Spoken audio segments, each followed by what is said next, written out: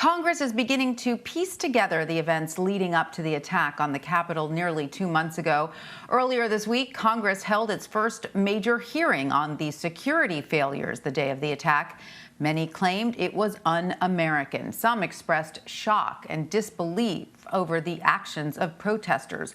But one writer argues most Black Americans watching the events unfold were not surprised by the attack. Instead, it may have underscored the Black experience. Joining me now is Shaniqua McClendon. She is the political director of Crooked Media. Shaniqua, welcome. It is great to have you with us. You know, tell us, first of all, from your perspective, why this riot or this taking over of the Capitol building was not so surprising. Yeah, thank you so much for having me. I think what we saw happen on January 6th, it's just an extension of, unfortunately, what this country was founded on, but what it continues to exist under, which is white supremacy. And for Black Americans who exist in this country, you process the events that happen in this country through the experiences you live. And if we are always kind of the people who are feeling the biggest extent of white supremacy, you realize that this is just how whiteness works in this country. And when a lot of Black and brown people deliver an election for Joe Biden against a president who really stood not only, he really stood for what we know America to be, a place that is unfortunately racist, a place that prioritizes the interests of white people, and he proudly boasted that. And so when a lot of people of color voted to elect Joe Biden and get rid of Donald Trump, the reaction was, from these folks who stormed the Capitol, you can't take away our symbol of what this country is, of make America great again or keeping the America that they wanted.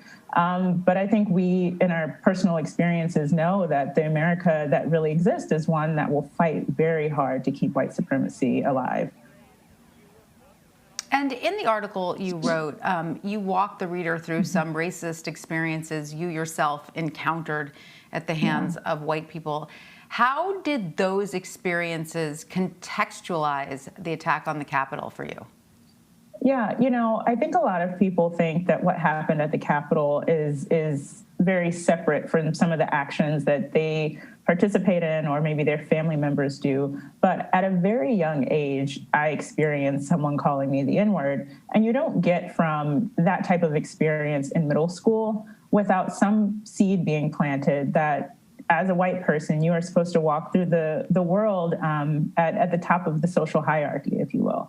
And if that seed is planted early, when you grow up, it makes so much sense that you might be one of the people who decides to storm the Capitol because your leader says these people in these Black and brown communities who voted against me, their votes are invalid. And in order to hold up the social order that keeps the interests of white people on top, we have to fight really hard to protect it. But those personal experiences are just really, unfortunately, how the country treats Black people. And so I think that in sharing those, I was really hoping to display that these are the experiences I went through. Those are only two of them. A lot of my friends reached out and said, oh my goodness, I can tell you so many experiences that I've had similarly. But by sharing those, I was hoping to draw a connection that these are not rare occurrences. This is how America works for us. And often white people are shielded from the worst parts of white supremacy. They were not on that day. And I just wanted to show them that we experience this all the time. And this is pretty natural. And if you really pay attention, this is the country we actually live in. Right. Like you were saying in your piece, it was almost like those children were testing the boundaries of how far they could go without repercussions. And then we saw, Americans storming the Capitol, largely, many of them without repercussion. So, you point out that many white people understand racism is wrong or say they understand racism is wrong, but fail to sometimes see how moments like George Floyd's death, for instance, connect to the Capitol attack. So, walk us through that connection and why it's critical in understanding the racist underpinnings that still exist in the U.S.